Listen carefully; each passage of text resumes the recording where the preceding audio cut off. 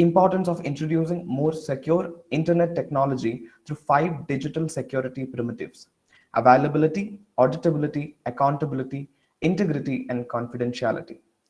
He is a well-renowned author and has authored 11 books and published more than 45 research publications. His most recent publication is a book, Right to Money, which explains the importance of money as a fundamental right. He has also published a science fiction novel, A Man from Tomorrow, in the year 2019. It is indeed a great honor for us to have such an adept personality, a futurist and a technocrat, and above all, an excellent bureaucrat who has dedicated his life to the betterment of this country. With greatest regard and uttermost delight, we welcome you, sir. And without any further ado, I request Dr. Karthik V. Hegdekate to resource the webinar. Over to you, sir. Thank you. Thank you so much. I have a presentation to share.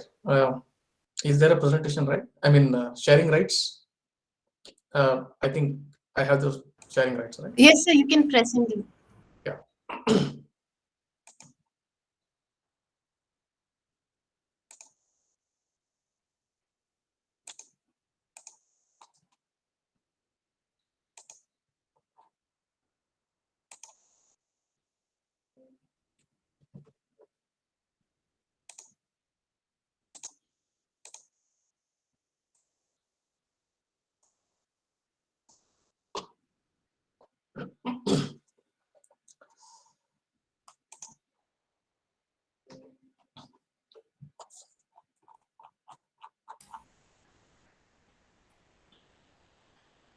I hope this is visible.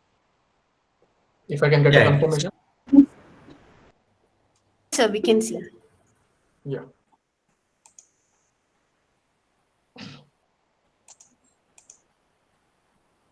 Welcome everyone to this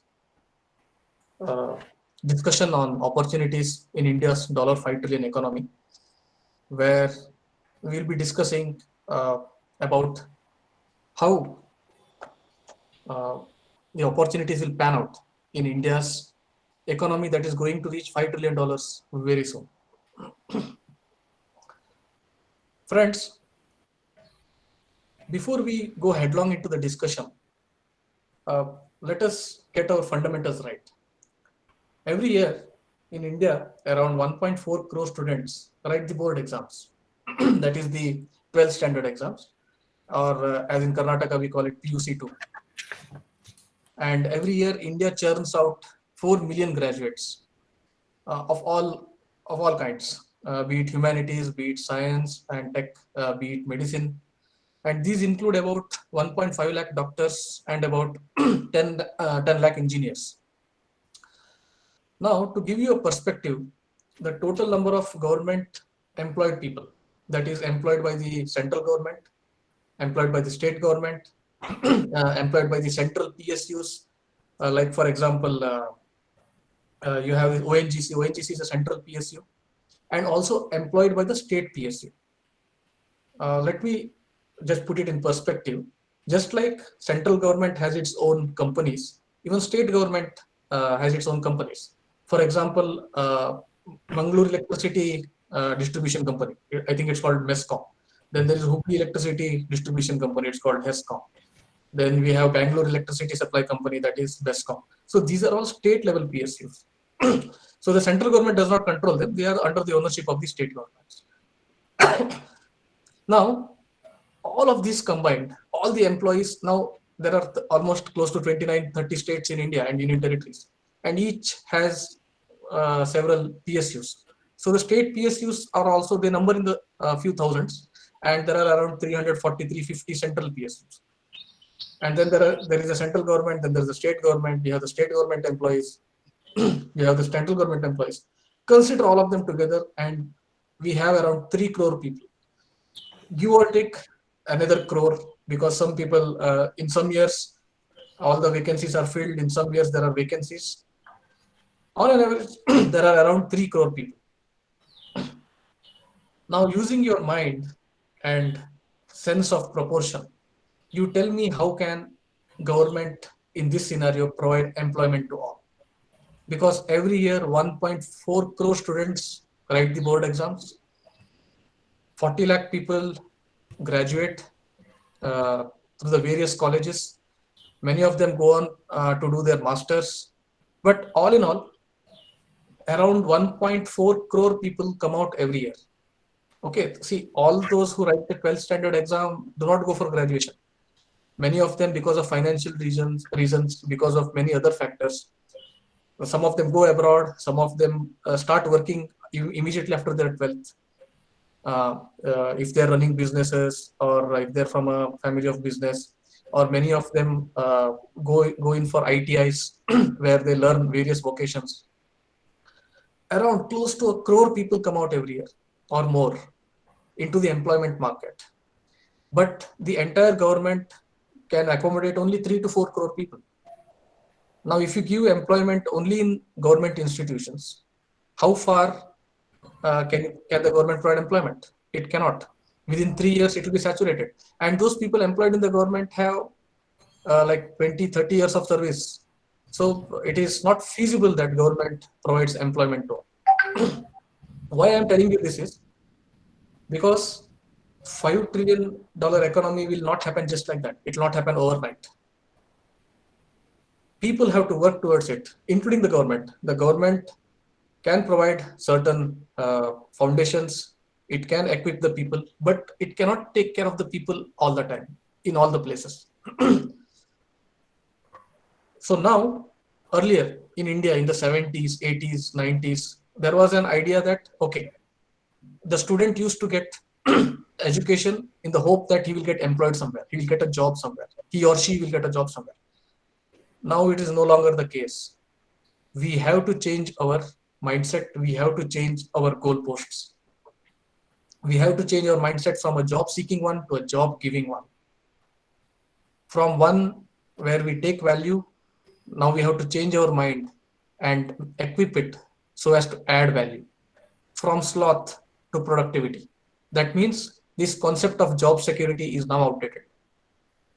Now you can retain your job, you can rise in your job only if you're productive enough. Only if you can, because it's a competitive, it's a cutthroat world. And for this, you need to become a job giver. You need to add value. Legitimate pursuit of legitimate value is not a sin, right? Pursuit of wealth, legitimate pursuit of legitimate wealth. Here, value can mean anything. See, money need not be the only source of value. It can be your passion. If anyone is interested in research, he can pursue research. If anyone is interested in service, he can pursue service. If anyone is interested in pursuing wealth, even that is value for him or her. So we have to fundamentally change our mindset. The 70s, 80s mindset that where wealth was shunned, or because resources were less, the focus was more on making ends meet. But now it's not the case. Resources are abundant. Technology has gone to such an extent that communication has improved, transportation has improved, and there is an explosion of communication and ideas. So there is no dearth of anything. So the legitimate pursuit of legitimate value is no longer a sin. Or if you had it in mind, please take it out, because that might become a stumbling block for you to search for opportunities in the $5 trillion economy. Now, we all realize that times have changed. Government can no longer take care of everyone all the time, right? Even those of us in government service, I don't know if many of my friends, my young friends who have congregated here to listen to me, I don't know if they are aware that those who join government service after 2005, they do not have pension. We don't have pension. I joined after 2005. We do not have pension. There is a new scheme called as the new pension scheme, where the government, as part from a part of our salary, apportions a small portion of our salary and keeps it in a fund. And at the end of our service, we are given that fund, saying that, okay, this is your retirement package. That's all, right? I mean, to break it down, to simplify it for you. Earlier, what used to happen before 2005 was, whoever retired, if a person joined in 2004, he will retire after 30 years of service, probably in 2034. After he retires, the government continues to pay him a pension from its own pocket.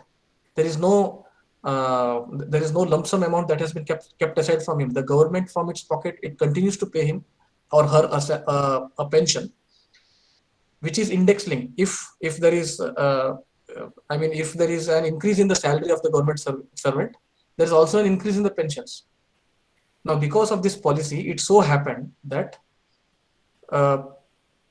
there are people who retired and their salary was around 10,000 rupees, but now they are receiving pension of 30,000, 40,000, 50,000 rupees. Now, this the government felt was a drain on the resources, because it has to use these resources for other places to help the youth in equipping the youth. Therefore, the new pension scheme was introduced. So take it out of your mind. Government service does not guarantee you pension. To some extent, job security, yes, it's still there, but pension is out. So now who will take care of you? Sorry for the interruption, Karthik Agri. The slides are not changing. You want to change the slides? No. I'm in control of the slide. I have kept the slide and I've been explained. Thank you, sir. Yeah. So, how do you go forward in this changed scenario?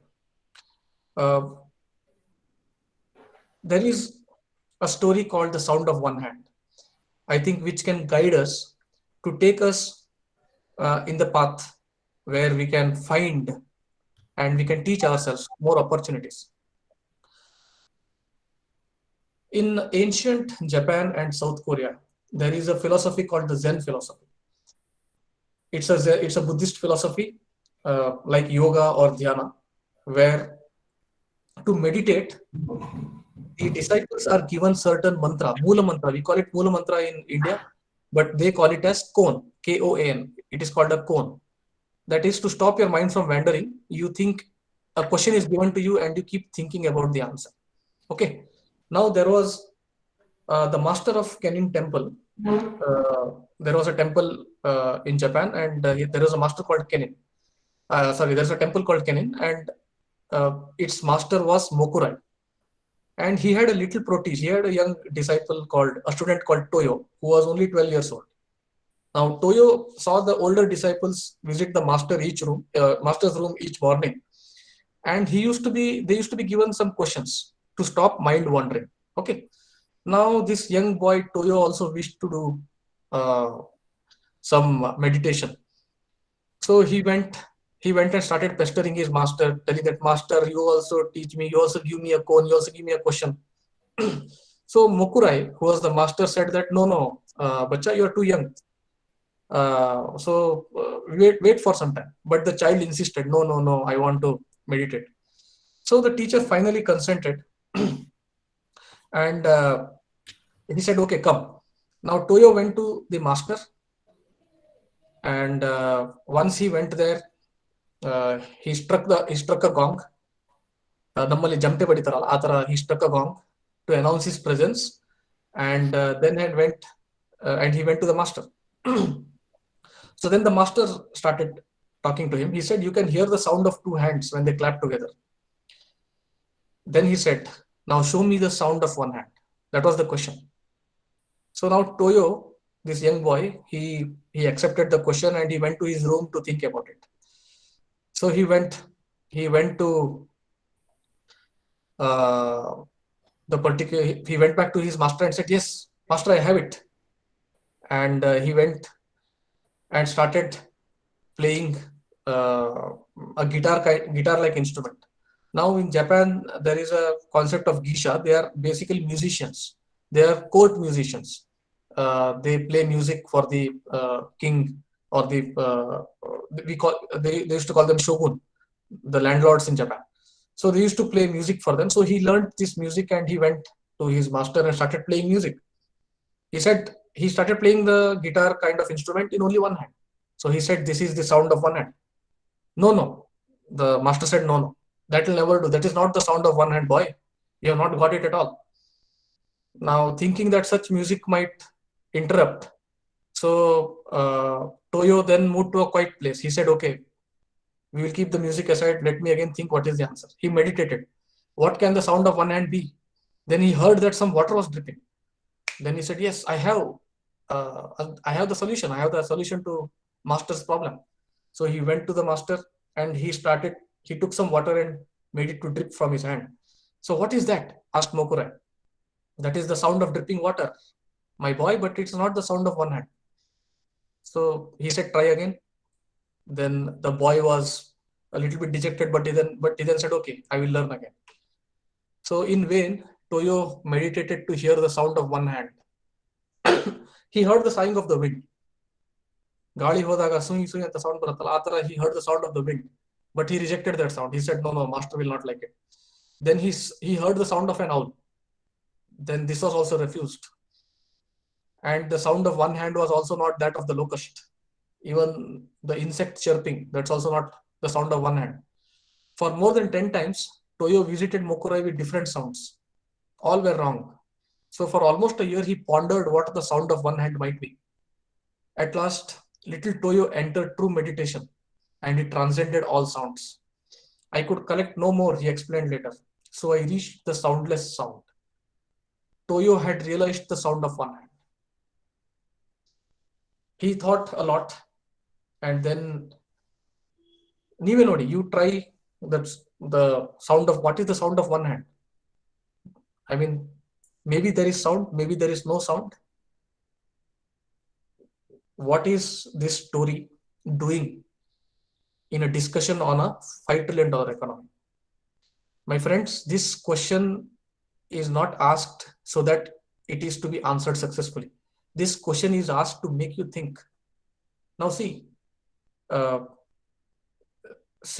unity in diversity, there is many paths to the one truth. It is just like that. The gist of this story is that all of us have to find our own path to success. All of us have to find our own paths and search for our own opportunities. No one else will tell us. Yaru namman sakala.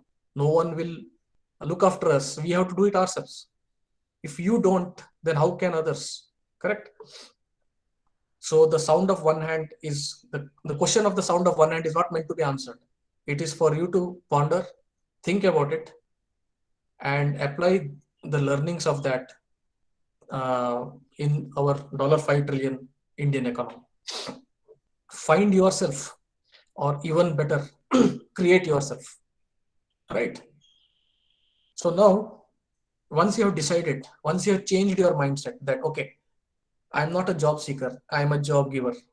I will do something. I am on this earth to do something good. I am on this earth to do something different. How? Where? So you can find your opportunities in these areas that I have listed here. And these are just some of them. These are not all, friends. Remember, this is not an exhaustive list.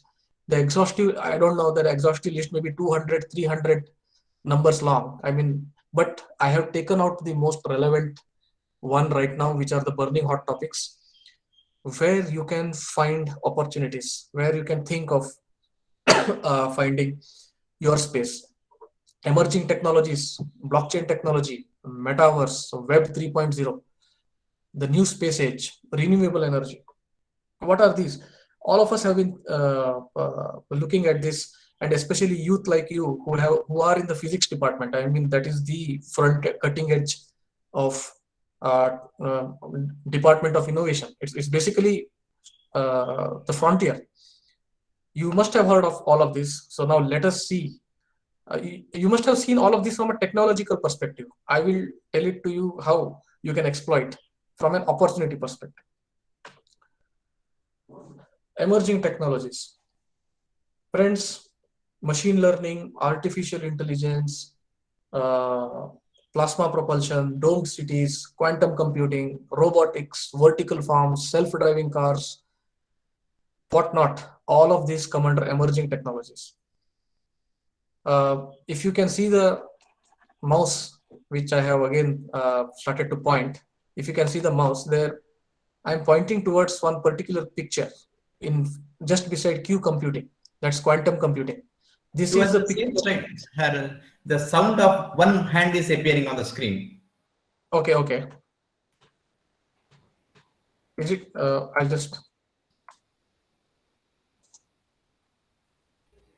I will share it once again. Sure.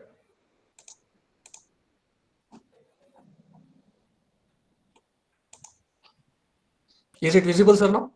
Now from job seeking to job giving is visible. So I have finished with the story. I think that slide did not play. That was not playing earlier, no. Okay. So that was the story part. So this is the one. Find Okay. yourself, or even better, create yourself. These are the list of technologies that I was talking about. Now coming to finding out opportunities in these one by one. The emerging technologies. If you see, I'm pointing towards an arrow. Sir, is this visible? The arrow visible now? No. I'm pointing an arrow. To me, it is not visible. Chandrasekhar Shetty, sir? Now Maybe it is I have a laser pointer now. Yeah. No, sir. From job seeking to job giving, Okay. we are stuck there. Yeah. Okay.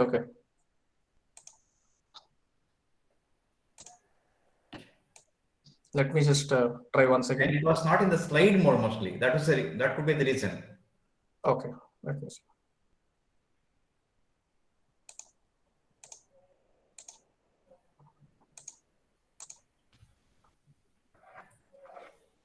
I have shared the slide once again. Is it visible now? And maybe that to go to slideshow mode, sir, mostly. You have to go to slideshow mode. No, I have already gone to slide mode. Okay, now it is slide. Okay. Is it visible now?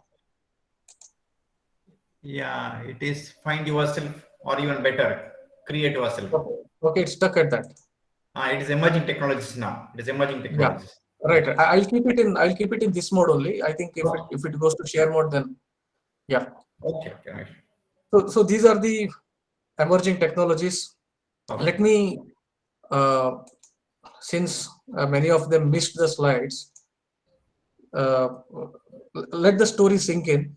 2-3 minutes I will run this slide so that you get a perspective. Maybe now when you think of emerging technologies, you have so many emerging technologies that you have to find your way out. So that's where the story of the sound of one hand came in. So these are the slides that I had played earlier, just to give the audience a sense of perspective, because for some reason it was stuck there. Now it's back to emerging technologies, sir. Do you have? Yes, Yes, correct.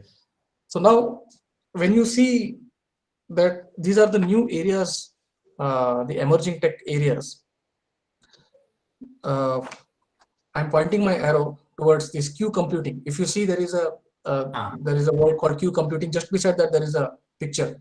That's the picture front of an actual quantum computer. It has already been built. It was built by Google, and they have tested out various problem solving on a quantum computer. Now that is one of the emerging technologies. Then you have robotics. Now these emerging technologies are such that the principles, there are no new principles on which these are based. They're already existing. They're already existing physical principles. You are able to do many more things with those principles now. So that's what emerging technologies are all about. So you have robotics, you have where agri-robotics, you have robots which will spray water to a particular part of a field whenever it's required. So there'll be no wastage of water. Then you have drones which will spray the pesticides with no danger to human beings. Then you have the technology of vertical farms, where within a single building you can grow more food, more than enough food to feed a city within a single building. So those technologies are already being researched. They're already been worked upon. I mean, physics enthusiasts would be very much passionate about a new technology called plasma propulsion. You don't need hydrogen fuel. You don't need propellants to fly your spacecrafts. I mean, to launch your spacecrafts into space or travel interstellar distances, interplanetary distances with fuel tanks. You can just do it with an electric charge. Okay, that's plasma propulsion for you. Then we have domed cities. If you go to Mars, how will Mars does not have an atmosphere, literally speaking, no atmosphere, very, very little. So you set up domed cities, or you can set up domed cities on Earth itself. So that's another emerging tech. Then self-driving cars, it's already in the realm of, it's already real. You have Tesla self-driving cars. You have so many companies which are working on this. So these are the various areas where you can choose and start specializing in those to get maximum exposure to those fields. The next, blockchain technology, the in thing, it's the hottest commodity out there in the emerging tech space. I hope the slide is visible. Sir, is the slide visible? I changed the slide. It's visible now. Yeah, right. So blockchain technology, that is, and you have non-fungible tokens where it is like cryptocurrency, but you can give a blockchain identity to any particular object. Imagine this is my mobile phone. If you're seeing my video, I'm holding my mobile phone here. I can make a digital avatar of this on the blockchain and sell it to anybody in the world. Cryptocurrency is now old school. Now the in thing is not even NFT. NFT is done. Now it is Web 3.0, where the future internet will be based on blockchain principles. You don't need any central servers. All our information will be stored in decentralized format in our mobile phones, in our desktops, and there will be no downtime. If any central server crashes, there will be no lag time. There will be no central server.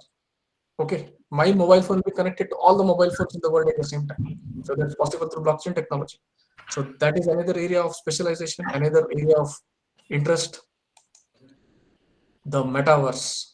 This is the in thing. Facebook changed its name to Meta because they wanted to capitalize on this metaverse. Friends, if you just do a Google search, I think sometime around 15 days ago, a virtual property in the metaverse was sold for around $6 million US. Okay, you're seeing, sir, I changed the slide again, it's visible. Yes, I can see that metaverse. So, yeah, so you're seeing this lady with the VR set. Okay, in future, you will wake up in the morning, you will put on the VR set and then go to work in the virtual world. You will travel in the virtual world. Okay, you can buy properties in the virtual world. Okay, you're seeing this diagram where all these buildings are available, all these plots of lands are available. Okay, you'll be buying it and you'll be paying money, real money for that. It's not that you'll be paying game money, you'll be paying real money, and probably those money payment will be in cryptocurrencies, right? So that is the future. Coding, I'll come to coding later. So this is the future. This work from home thing might morph, it might transform into working in the metaverse. An artificial sun, an artificial mountain, okay, artificial buildings, but so real. Okay, the matrix is coming. Someone once said it. I think it has already come. So focus on the metaverse. Focus. These are the technologies of the future. And the new space age has arrived. Friends, earlier at the time of the space shuttle, okay, now the time of space shuttle is gone. There are no more space shuttles being launched. To launch 1 kg of matter into space, it used to take $20,000. After Elon Musk came with his SpaceX, that price has now come to between $5,000 to $10,000. He wants to bring it less than $1,000, right? Imagine tomorrow we will have colonies, Indian colonies on moon. We will have Indian colonies on Mars. This is not, I'm not telling any very futuristic scenario. This will happen by the 100th independence year of India. 100th independence year of India is in 2047. By that time, India might have at least one colony on the moon. So this is a very real possibility, right? The government of India has already started working on India at 47. we in the government have already started planning of how India should be, how India will be in 2047. So the new space age, that's the future. Today, as a private person, you can go to ISRO and with adequate paperwork, you can take the services of ISRO to launch your own personal satellites to space. This has been enabled by policy, by the government of India. So not just in the US, not just in Russia, not just in China. Today, India has entered the space age in a big way. Renewable energy is the front end of emerging tech. Probably by 2030, more than 50% of the world's energy will be from renewables. Now, how do you store so much of energy? Where do you use so much of energy? Right? Already, there is very strong research which shows that Bitcoin mining, the cryptocurrency that I just discussed, it takes up about close to 1% of the Earth's energy, of all the energy that we create. Now, when we have more energy, surplus energy, we can use it to store value in the form of cryptocurrencies. So there is an intermingling of areas. This is another area of emerging tech. In the future, in the $5 trillion economy and beyond, time is money. Total monetization of matter and energy will occur. Okay. As I believe many of you are following the cryptocurrency and the blockchain news and space, NFTs, a work of art, you put it on the blockchain and you make money out of it. Okay. That is monetization of matter. Energy, you mine Bitcoins and convert that energy into value. That is monetization of matter and energy. And the longer you mine, the more energy you create. So add value, money will follow. Value is the most important addition that you can do to society. Transform your way of thinking, friends, and nothing more need to be done. You will do it yourself, right? Now, many of my young friends will be a little bit confused that, sir, all of this is okay, but Facebook, Google, Apple, these are all American companies. None of these are Indian. There has been no Google from India. There has been no Apple from India, right? All we do and all we used to do in the last 20-30 years was back-end work. Some company in Bangalore, some company in Gurgaon, and some company in Bombay, they used to work for other companies, other multinational companies abroad, right? So now you might say that, sir, all of this space has already been monopolized by foreign MNCs. How can we as Indians add value or find opportunities there? Friends, let me tell you, this question will turn on its head when you realize that India has been the original innovator in the world. India has a history of innovation, right? Sir, I have changed the slide. Is this visible? I hope everyone is with me. Yeah, it's visible. Yes, visible. sir. Yeah, India has a history of innovation. This is the slide. Friends, let me give you an example of how far back India's innovation used to go. Reserpine, there is a drug called Reserpine. It was isolated in 1952 from the dried root of a plant, Indian snake root, what we used to call Sarpagandha. And it had been used for centuries in India for the treatment of insanity as well as fever and snake bites. And friends, Mahatma Gandhiji used it as a tranquilizer, right? He used it and he has written about it in his works. Then we had one great scientist called Yallapragada Subbaram, who was fascinated by the healing powers of Ayurvedic medicine and began to engage in research to put Ayurveda on a modern footing. He subsequently discovered folic acid as a cure for tropical sprue. There is a disease called tropical sprue where whatever you eat is not absorbed by your intestines. So he discovered folic acid. He discovered methotrexate, a chemotherapy drug still used today. and also used for rheumatoid arthritis. And he found a chemical called DEC. It's the only effective drug for filariasis.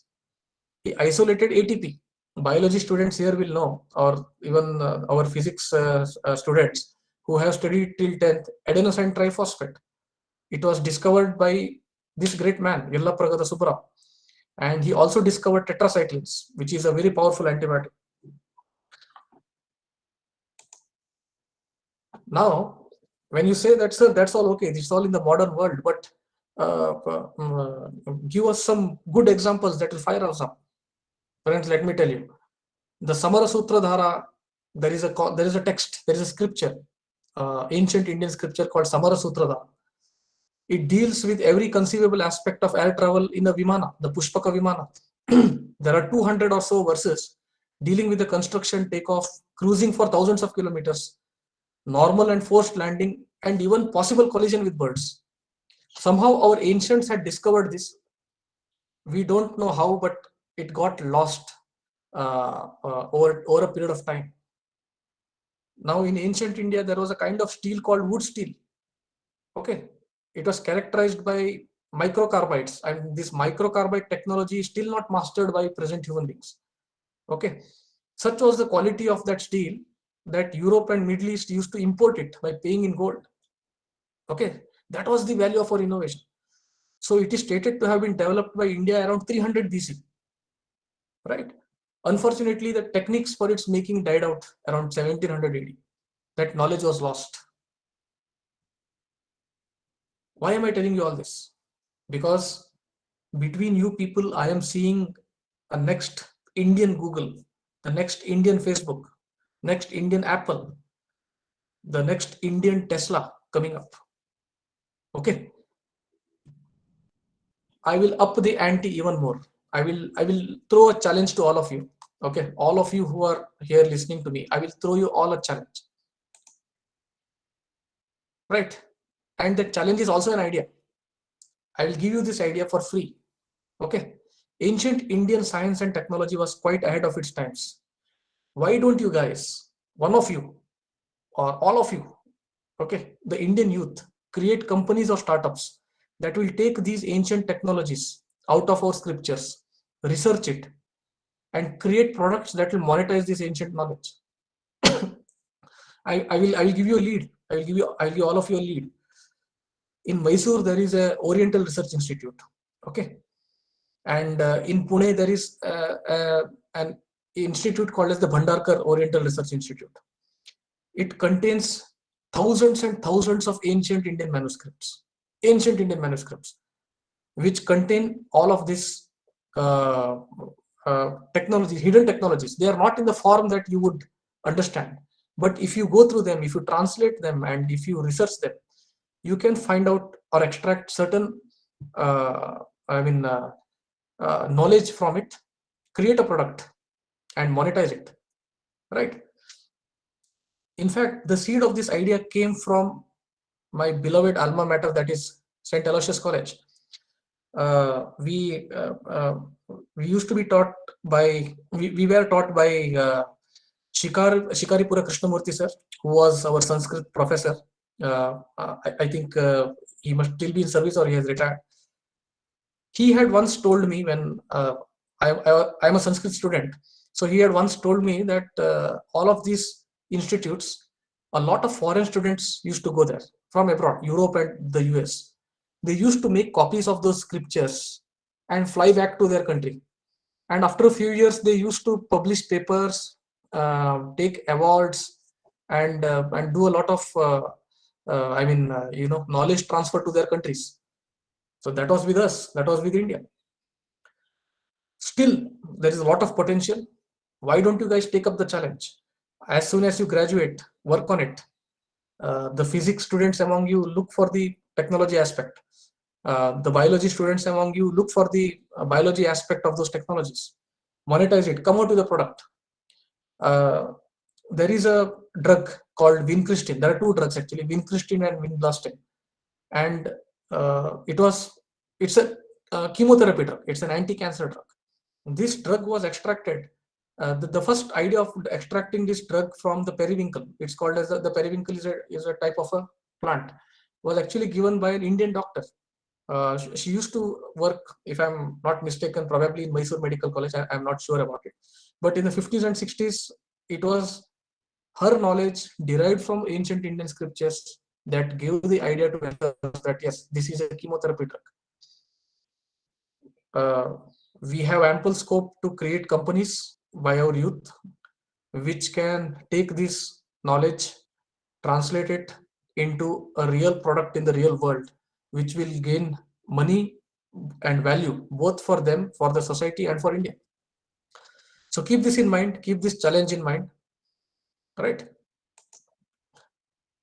Friends, the world will make a beaten path to India in the next 25 years. We have 80 plus unicorns. See, all of you are physics students, or students from my Aloysius College. Once you graduate out, okay, transform your mindset, learn about the startup economy, learn about the startup workings. Okay, there are courses on the internet that you can take for learning about startups. Now, in the startup world, there is a concept called a unicorn. What is a unicorn? A unicorn is a company that is valued at more than $1 billion. Imagine today I start a company, okay, and that company is, say, okay, I'll give the same example. Imagine I started a company which translates ancient scriptures into English and then does research on it. Over a period of 5 years, I could make some 100 products out of it. Okay. Now each product is valued at, say, $1 million or $10 million. And these 100 products together are valued at $1 billion. But then the potential of that company is much larger. It can grow. So the more the potential of a company to grow, the more its valuation, right? Flipkart, when it started as a $1 billion company. Today it is now worth more than $40 billion. Correct? It's a unicorn. So these companies are called unicorns. India has 80 plus unicorns, which is actually the third highest in the world, right? Over the period of last many years, India has built up dollar reserves of $633 billion. We have more than $500 billion in foreign direct investment. Foreigners and countries are coming to India to invest because we are the next growth story. Around $400 billion in exports are estimated in this financial year. Okay. Today, India is the third largest startup ecosystem globally, with more than 15,000 startups established in 2020. In 2010, we had only 5,000 startups, but now we have 15,000 startups. Now, in these 15,000 startups, the top 10 are evaluated at more than $120 billion. And friends, India is already the world's third largest economy by purchasing power parity. Okay. So it's no wonder that the world will come to India in the next 25 years. If you are graduating out this year, next year, in the next 2-3 years, you should be the most enthusiastic and optimistic person in the history. You are the most optimistic generation, I would call you, because you have a world of opportunities in front of you, right? If you ask me, sir, what should I become? I will tell you that you can become what you want in today's India. And that is possible because we have opened up as an economy, as a country, as a society. We have opened up our minds. And it is possible to go from nothing to everything in this country itself. You need not go abroad for new opportunities. You need not go to the US to start a new company or to go up in life. Have a mindset of learning. How do you take advantage? These are some more things that you can think about. Have a mindset of learning. Ask this question to yourself daily. What have I learned today? and write it down in a journal. If you improve around 0.2% yourself every day 0.2%, that's all, you would have improved yourself 107% compound interest, right? Every day you are building upon your previous day's improvement. I mean, I got it out of the internet. Yeah, it's not some rocket science. You just take out a compound interest calculator and calculate it. At the end of the year, you'll be twice as better than last year. Invest in yourself, both financially and individually. Invest in yourself. Never stop learning.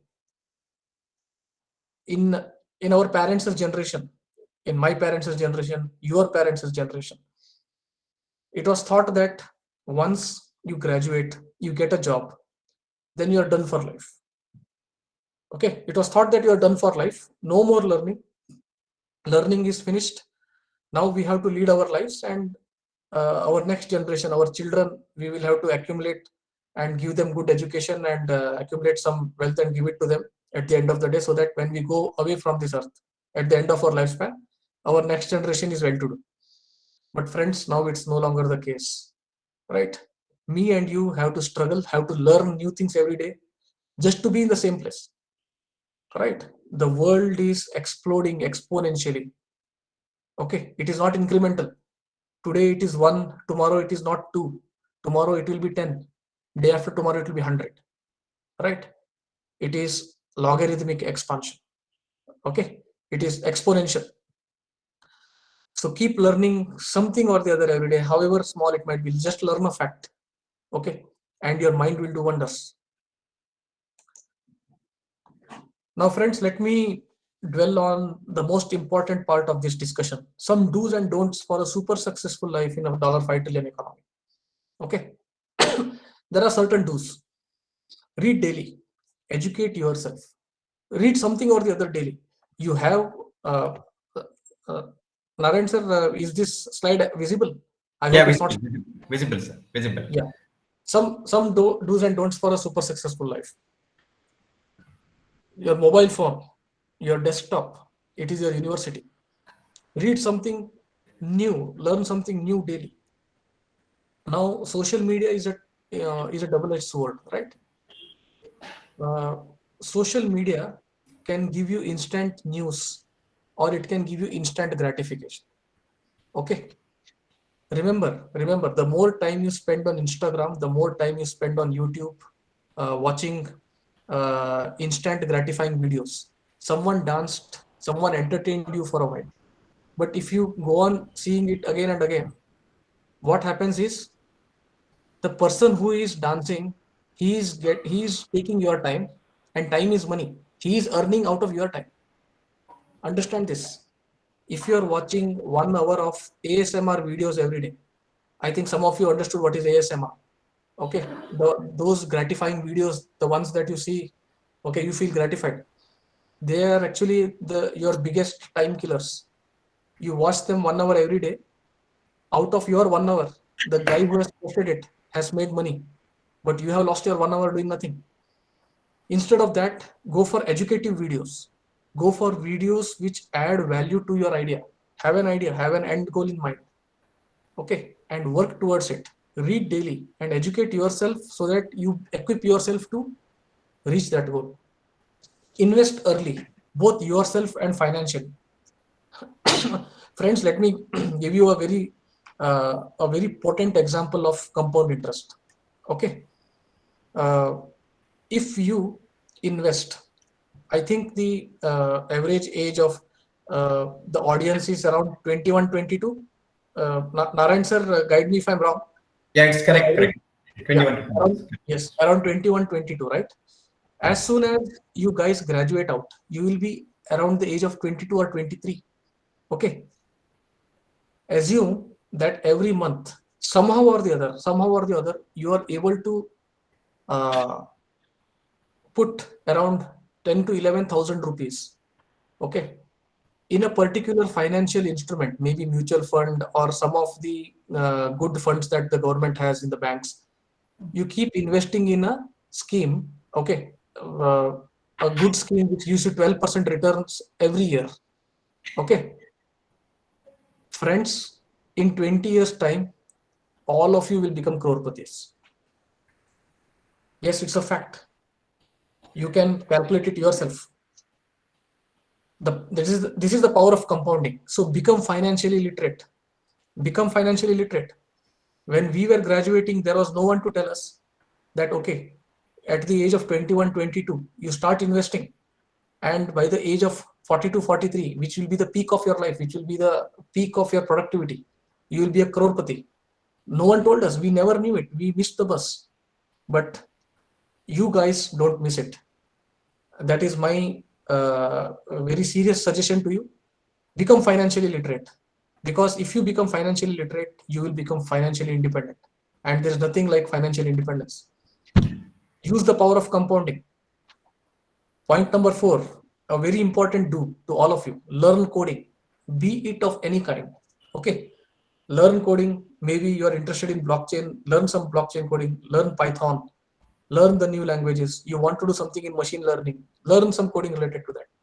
Some of you might be interested in Adobe, some of you might be interested in CGI, computer graphics, learn coding in that.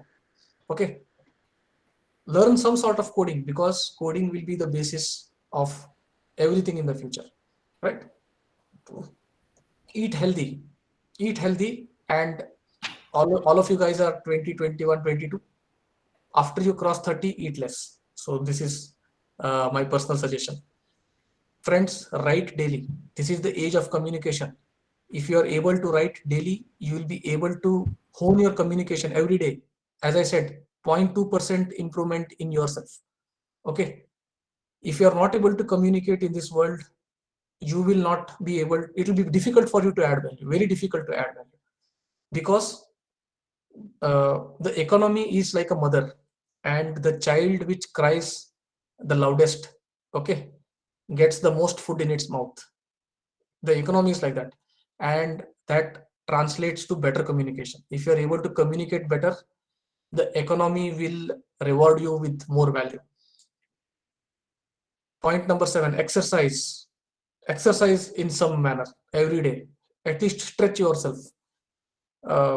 If you are not able to do anything every day, at least 3 minutes, which is 0.2% of your waking hours, 3 minutes, stretch yourself. Okay, that will bring about a lasting change. Every day, if you're able to do it, it will bring about positive change. And friends, be polite. On whatever platform you are, be polite. It seems easy to be polite, but in trying circumstances after graduate and go into the economy, it is very important that you be polite, because again, the economy rewards the polite. There are some very important don'ts also, my friends. It is not just enough if you write correctly.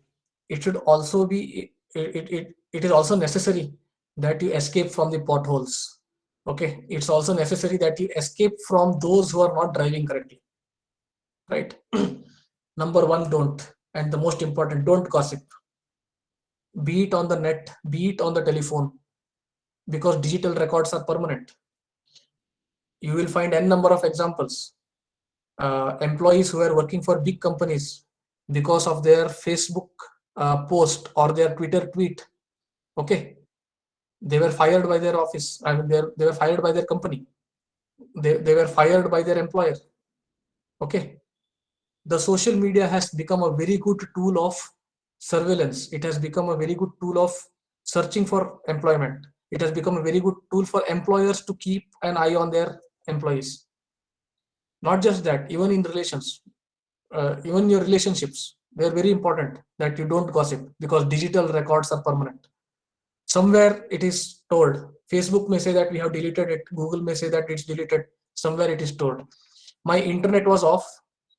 I went and had I went and had a meal in some hotel, and the moment my internet is on, Google is asking me for a notification that how was this hotel. Digital records are permanent. Point number 2, don't be ideologically bent. Okay, don't stick to one particular ideology, be it of any nature. It can be any ideology. Don't be rigid on your ideology. because the world is no longer bipolar or unipolar, it is multipolar, right? And again, if you're ideologically, if you have your ideology, keep it as in your personal space. Don't bring it out into your professional space. So that is a part of being polite. Don't underestimate the potential of anyone or any situation. Opportunities may be right around the corner. You never know. Opportunities may be lurking. Never underestimate any potential. Never underestimate any idea. In the 90s, there was a guy, he used to brush his teeth, and he used to find that every time he used to brush his teeth, he used to feel that this brushing the teeth itself is a big task, right? He wanted to free his mind for other things. So he thought that I will introduce a motor on top of this brush. So he introduced a rotating motor on top of this brush. And that's when you got electric brush. I think this happened sometime in 97, 98 in the US. The company Procter and Gamble brought his patent for around $30 million. And this was in 97, 98, friends. Imagine just a thought of brushing teeth. He felt that, okay, I will put an electric motor here. Okay. And I will have an electric toothbrush. It's a very simple day-to-day task. It's a very, no one thinks about, none of us think about it, but it has the potential to change your life. So never underestimate the potential of anyone or any situation. And most importantly, don't indulge. Try to postpone instant gratification. It's a little bit difficult to follow, I know, but the rewards are greater. Okay, it's also the secret to long life. Whenever, once in a while, it's okay. Once you guys graduate, many of you will be doing jobs, many of you will be into startups. You might feel that I work hard, I party harder. No, work hard and party sparingly, because you need to conserve your body and mind for future parties, right? If you party in your 20s and burn out your body and mind, how will you enjoy your 30s and 40s and 50s and 60s and 70s and 80s and 90s, right? So don't indulge. Try to be sparing in your indulgence.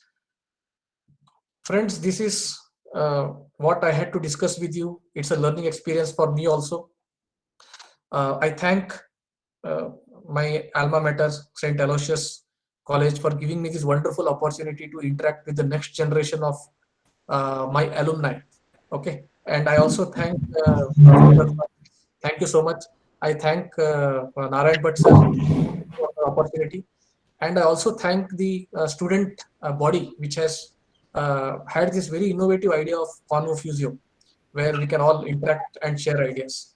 All of you can connect to me personally on my Twitter handle. It is given here. It is at Hegadekatti. Please note the spelling. It's not a common spelling, so you can connect to me on Twitter. I will always be there for you to help you out in any way possible. Now I think the platform is open for questions. Thank you very much.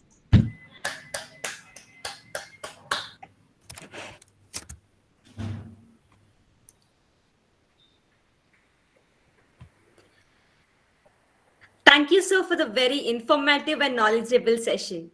We have faith in your prophecy that India in the near future will do wonders in innovation. And with your words, find yourself, or even better, create yourself. You have truly inspired us and transformed our way of thinking. It was truly an honor listening to you. Let's now have a quick response about the talk. I request Dr. Alvin Desa, Controller of Examination of our college, to make a few comments on it.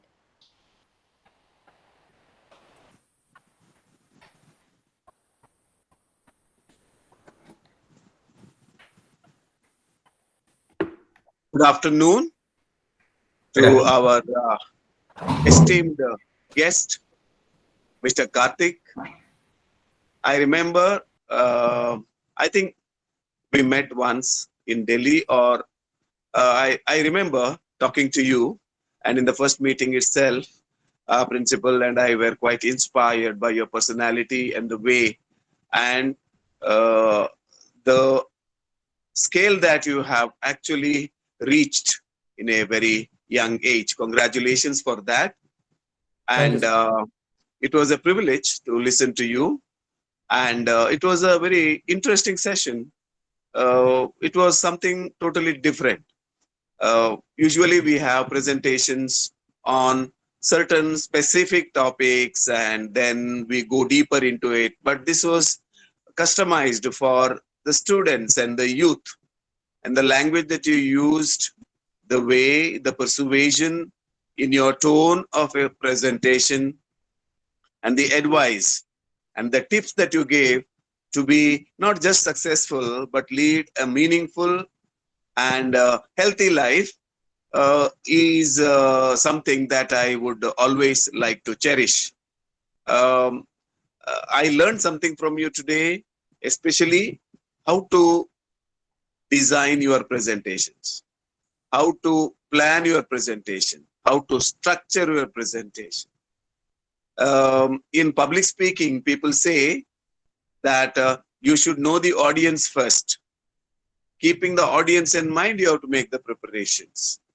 And I am absolutely sure that you have made a big mark in the hearts and minds of the students, especially the youth, in giving them some specific tips which are very contemporary, which are cutting edge. And actually, these are the questions that we grapple with on a daily basis. This is what we discuss. But we may not be able to answer or talk to people in this structured way. Therefore, you had a lot of tips, you numbered them so that it is easy to remember. You reminded, you summarized. A public speaker has to say that he is going to say something, then say it, and after saying, say that he has said it to them. So this is the best way in which you have summarized everything at the end. Everything is made into a capsule, encapsulated, and tips are given in a very, very brief and terse manner. So it is easy to remember. I was just thinking, in this modern age, we are thinking of solutions. You said it is a digitally dominated world. And every solution, like the toothbrush you are talking about, every problem that every person expresses will have immediate solution by technology. Somebody will have a startup and there will be a new innovation, and some company, if he feels that it is required, or create a market for that and buy it for so many $1 million. But I would like to mention here that life will never be challenge free, problem free, issues free, concern free. Though there is an unlimited scope for innovation, unlimited scope for new ways of looking at life, using your creativity, I think we should be ready always, in spite of all the comforts and luxuries that you have in our life. I feel that every moment and every step will pose you and throw at you a lot of challenges. And I think this is what you have also mentioned, given some tips about physical exercises, 3 minutes in the morning, 3 minutes in the evening. Those capsules are available on the mobile phones. And I think some people do that. My son used to do that. And I remember he's very fit. He only spends 3 minutes in the morning and then takes bath. Evening, whenever he is free, quick, very brisk, some exercises, which are not very difficult. So I think to lead a healthy and very hygienic and very meaningful life, I think there are all the possibilities only if we think about it. But always be ready to face the challenges, and that part of our life should be always, we should be ready, strong, immunity built, and we should be resilient.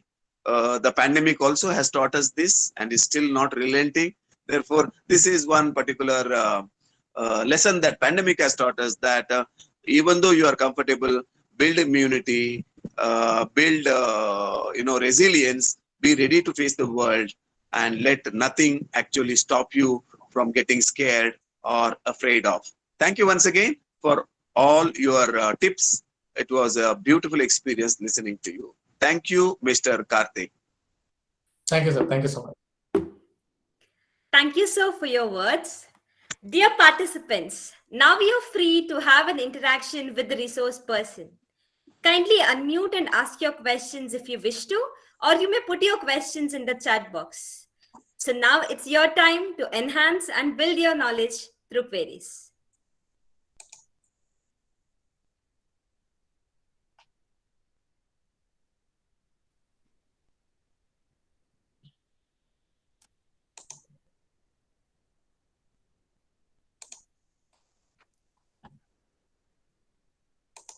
Good evening, sir. Yeah, good evening, Akash. So we see a very bright future for a country as India will become a 5 trillion economy nation, and there will be a rapid economic progress, and obviously that progress will also be accompanied by certain ecological consequences. So how can we balance this sustainability and rapid economic progress together? Like that is a individual, that is a like in general responsibility of the whole population as well as individual. It is an individual responsibility. So what are your thoughts about it? Yeah, I mean, that's a very insightful and good question. See, many times what we think is that in our pursuit of value or in the pursuit of wealth, a society sometimes forgets its environment. Okay. Now, once that happens, the environment degrades. Because the environment degrades, the people are not healthy, and because the people are not healthy, their wealth gaining abilities also come down, and the result is that the society becomes poor again. That's a fact. I'll give you an example, a real world example. There is a country called Nauru. You can look it up. Nauru. Okay, it's a small island in the Pacific. In the 1900s, in the beginning of 1900s, it was the world's largest producer of phosphate, potash phosphate. Okay, this now potash phosphates are very important fertilizers, and because it was an island, for millions of years, birds which are flying across the Pacific, they used to their droppings used to fall on that island, and it created several billions of tons of potash. And in the 1900s, when humans, I mean, the human settlements were there earlier, and when in the 1900s, when the society developed, they realized that this can be used as a fertilizer. Then they started mining it rampantly without a thought given to the environment. And the result was that by the 1960s and 70s, the country's potash reserves ran out. The environment was degraded. The people became unhealthy. And today, Nauru is considered to be one of the middle to poor income countries. And most of their people there grapple with diabetes, malnutrition, obesity. Yeah, I mean, it's a society that has started going into a downward spiral because they did not think about its environment. So that's why I'm telling environment is also important, and agree that it is a very important part of a developing economy. Now, how do you conserve the environment? Presently, there are laws which already support which have ample scope built in to protect the environment. I think the laws will suffice because Indian forest laws, Indian environmental laws are in fact quite strict. So I think if we can just follow that law to the T, okay, follow the law to the book, so then we will be able to conserve our environment well. And second, the startup economy is a solution to its own problems. You can think of startups which will actually monetize the conservation efforts, correct? So this is one more solution. And third, as a society, if we have this insight that if we conserve our environment, and India has been having this from thousands of years, that we are very much soft towards our environment, I think it should not be a problem. India is actually quite good in conservation. I think I have answered Akash's question. Now I think we have some other questions from Mariam Thomas. How open and supportive do you think our economy is to someone who wants to start or invest in a startup? Mariam, it's very open and supportive. Now laws have changed. The government has repealed thousands of obsolete laws which were a stumbling block to creating startups. Now we are having a very vibrant startup economy. I won't say the perfect one, but it's become quite vibrant. In the startup, there is an index called Startup Index, and we have gone up in that ranking. The fact that an increasing amount of students are preferring to settle and work in other countries, isn't it contradictory to a statement that our economy is supporting startups? Okay, Mariam, don't look at it from a percentage, from a absolute number perspective. Look at it from a percentage perspective. I have told how almost 1 crore people graduate. I mean, come into the job market or economy every year. What percentage of them goes abroad? 1 lakh, 2 lakh, 3 lakh, whatever may be the number. That percentage is very less. Even if it is 5 lakhs, it's only 5% of the total population. I mean, population of graduates. And even if they go abroad, they send remittances in and they continue to add value to the country. So I don't see that there is any loss of value by people going outside the country. This was one question that was asked here that I could answer. Anyone is free to ask verbally also. Good evening, sir. Yes, ma'am. Can I ask a question? I am Good from evening, yes. Karnataka, sir. Sir, I strongly agree at your point that youth should not involve too much in social media. But in this online and technological era, it is very difficult for parents to deviate children from mobiles, which is also becoming a necessary device for their online education in this COVID time. Can you say, is it possible for government to take some steps to control students in using mobiles for unnecessary videos?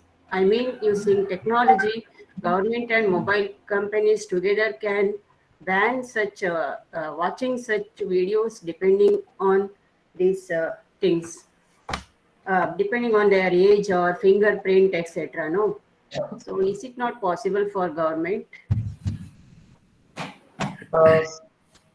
Madam, I understand your concern as a parent and also as a person who values time. Mama, I told you once, don't, please, it's going on. I have to talk in 2 minutes. I'm not asking this question only on behalf of parents. Yeah, Being a I know. teacher, I'm asking on behalf of many students we are watching daily, sir. Yeah. So, madam, let me tell you, there are 2-3 aspects to this. One is, as you are aware, last year the government of India did come out with certain,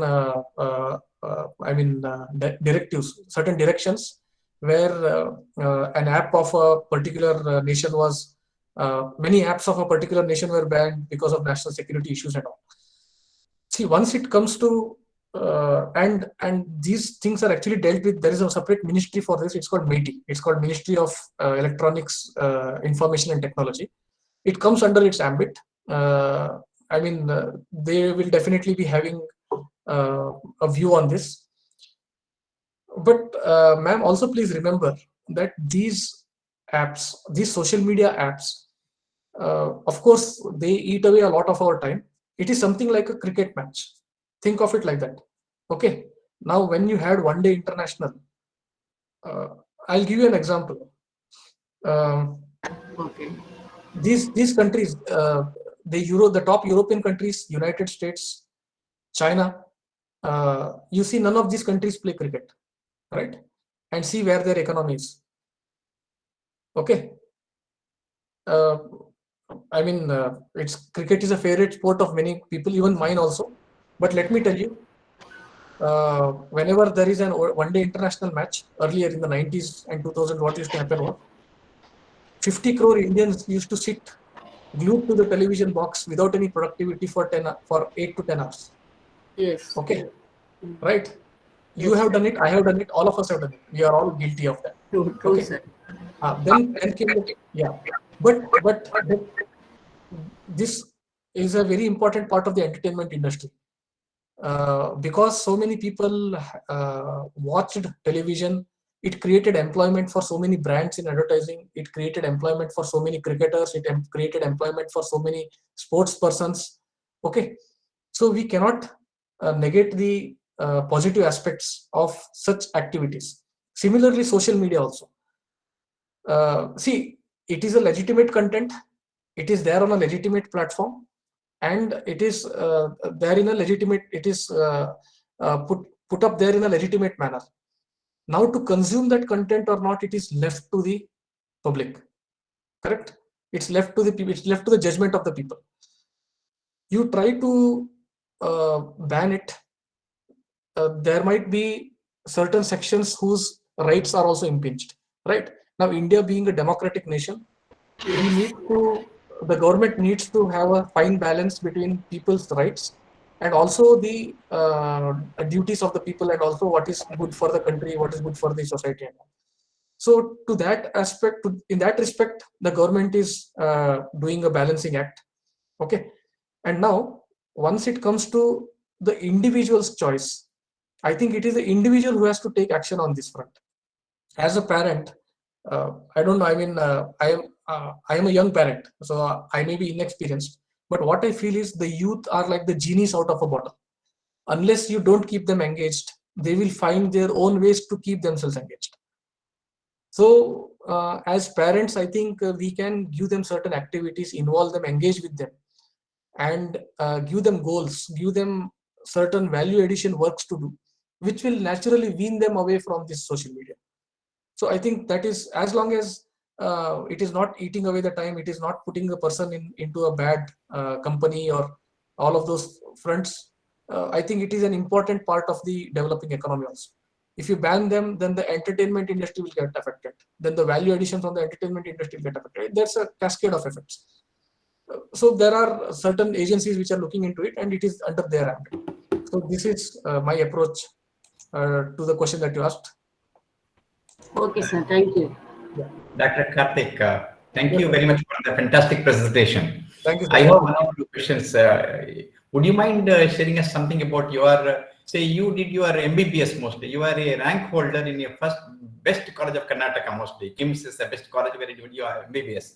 And after that, you took a different path altogether, economics or IRS, IPS exam, AS examination. May I know why did you change the path that way? One is one. Another one is, what exactly is the nature of work in PMS office? If you don't mind, please share. Yes, yes. When I was in my 12th, in fact, when I was in LSS itself, Right. my favorite subject was physics. Okay. Right, physics was my favorite subject.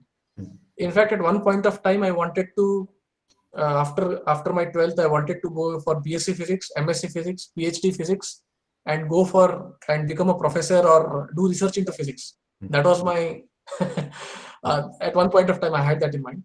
But then I come from a family of doctors, and my father had a big influence, and it's thanks to him today, because whatever I am today, it is because of the culture of curiosity, the inquisitive nature that he has developed in me.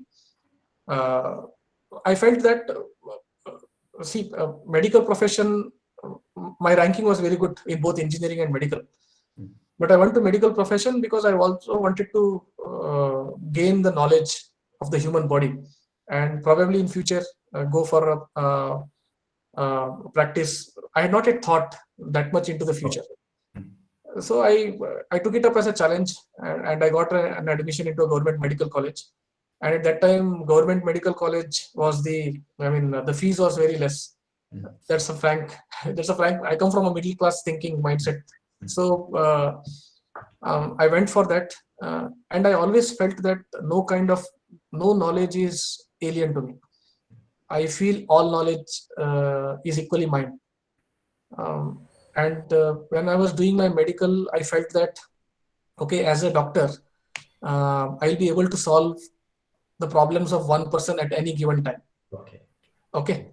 A person who used to come was affected with tuberculosis, or who used to come affected with malnutrition. That is the tuberculosis or the malnutrition is the end result, right? He is hungry. That's why he is having a disease. Okay. So the disease comes after hunger. Now a doctor cannot solve hunger, right? Who can do that? Yes. Okay.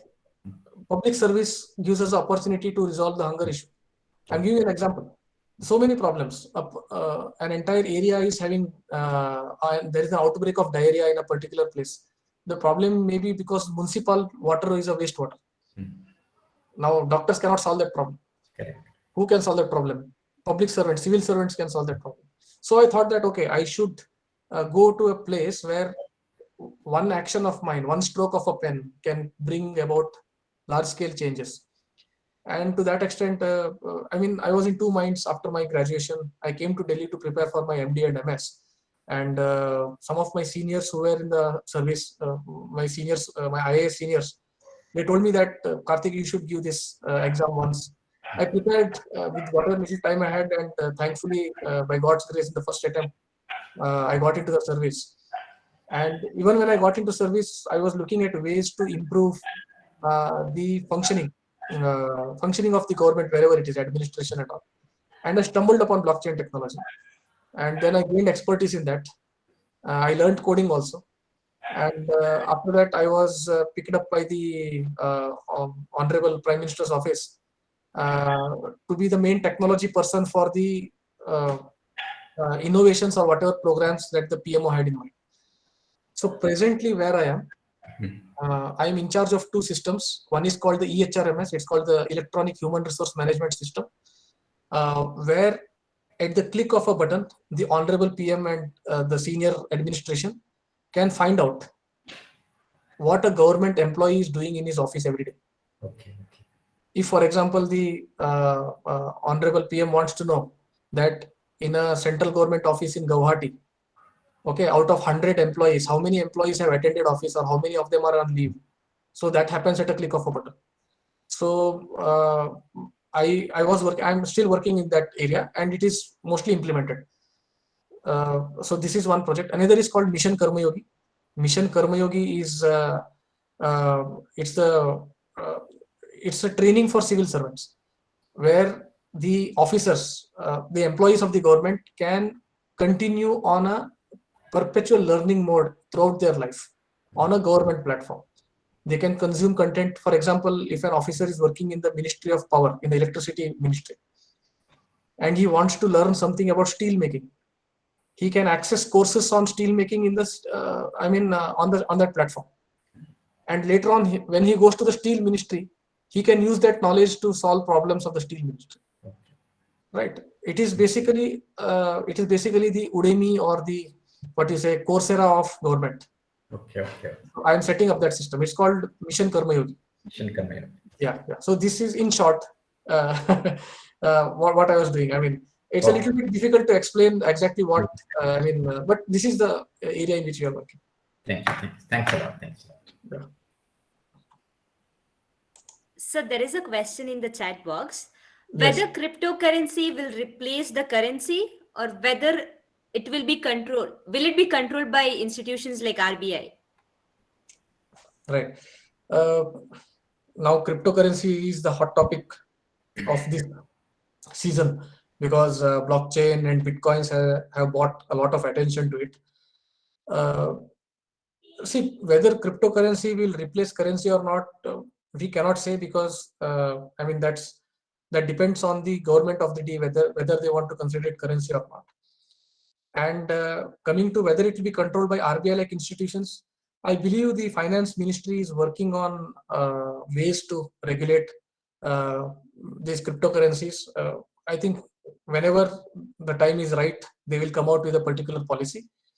But as of now, what the government stand is that blockchain as a technology will be encouraged, and cryptocurrencies will have to be regulated in some manner. I mean, that is what was discussed in one of the budget addresses of the finance ministry, I think 2 years back. See, eventually cryptocurrency will replace currency. It's very difficult to say, provided the government introduces its own cryptocurrency. So this might happen. There are protocols to do that, but at the end of the day, it's the government, the parliament has to choose whether to go ahead with that or not. So I think these are the answers to the questions which have been given there. I think Mr. Raghavendra had raised a hand. I can see a raised hand by Mr. Raghavendra. Mr. Raghavendra Rao. We have a raised hand.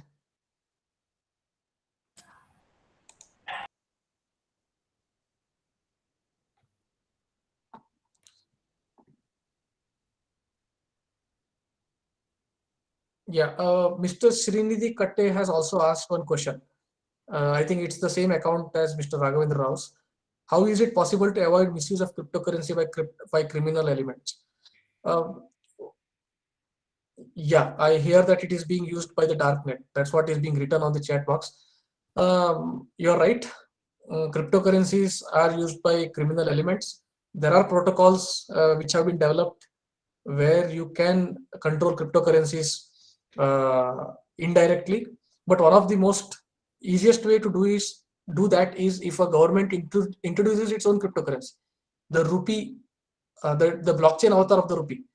Imagine there is something called as a rupee coin, okay, or the dollar coin, like the US dollars. If that happens, there are protocols where it becomes very difficult for the criminal elements to misuse cryptocurrencies. Yes. So I think that was quite a lot of questions. That was very nice interacting with all of you. I think I hand over the platform back to the organizers. I will just share my Twitter handle once again so that all of you can connect with me on Twitter whenever it is possible. It is at Hegdekatti, at HEGADEKATTI. It would be very nice to interact with all of you again on Twitter. I hand over the presentation back to the organizers. Thank you so much. I sincerely thank the resource person and all the participants who actively engaged in the Q&A session. And I'm very sure that all of us have got to learn a lot and will definitely take away bountiful knowledge with us today. There will be a third episode of the webinar series Convo Fusio, of which the student coordinator is Benedicta Jacob from 3rd BSc PCSM. We're almost towards the end of the program. Gratitude is the magnet that attracts good things. I now request the staff coordinator of this webinar, Mr. Harshit B, to propose the vote of thanks.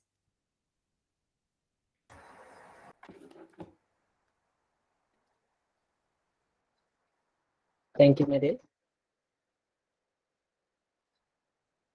It is said that when many people with a single-minded devotion to do good roll up their sleeves and get down to work, a sense of community happens and this leads to a greater good. We have come to the end of an invigorating webinar which in a sense is an eye-opener in many aspects, and I consider it my privilege to thank the people who made it happen. With a deep sense of gratitude, Dr. Karthik Hegdekatti, for taking time to be with us and enlightening us on the opportunities that the youth of India have and the role that they have to play in its 5 trillion economy. Thank you very much, Dr. Karthik. Thank you all. Thank you so much. I thank everyone for giving me this opportunity to interact with them. Thanks. I thank the management of the college for its vision in providing us the space to undertake such efforts always, for his leadership and guidance, and the registrar for the remarks. A big thank you to the registrar, all the directors, deans, heads of various departments, members of faculty, invited guests, media representatives, active listeners. A huge thank you to the group of students who worked with the high efficiency to organize this webinar, and also the staff who with a sense of purpose guided them to make this micro webinar happen. As final words of gratitude, thank you one and all. Thank you all. Thank you all. Thank you, sir. Now we wish to capture this moment. We have one screenshot. So I request all the participants present here to on your camera so that we can have a screenshot.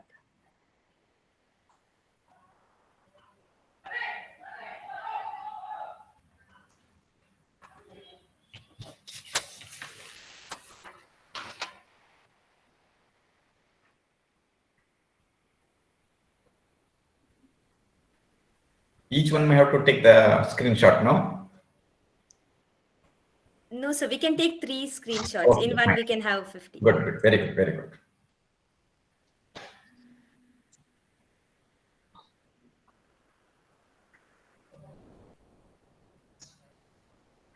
Congratulations to Mahima, no? Did a wonderful work.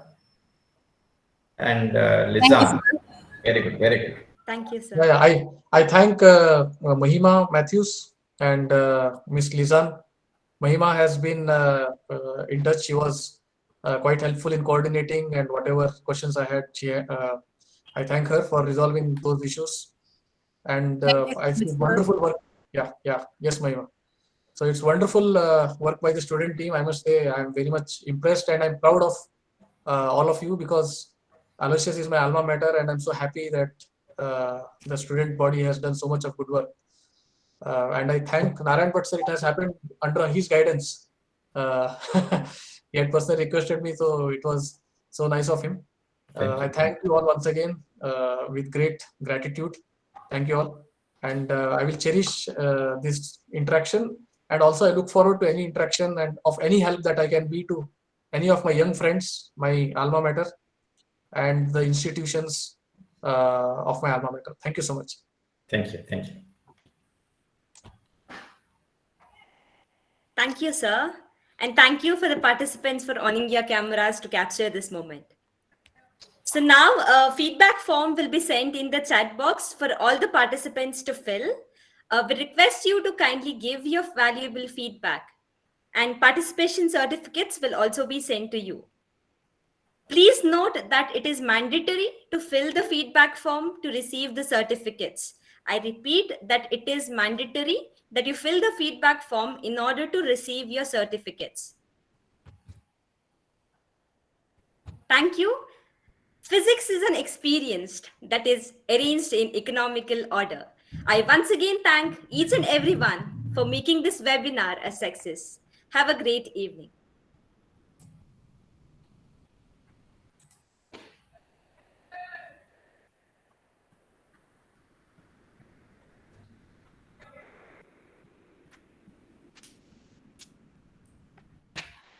The participants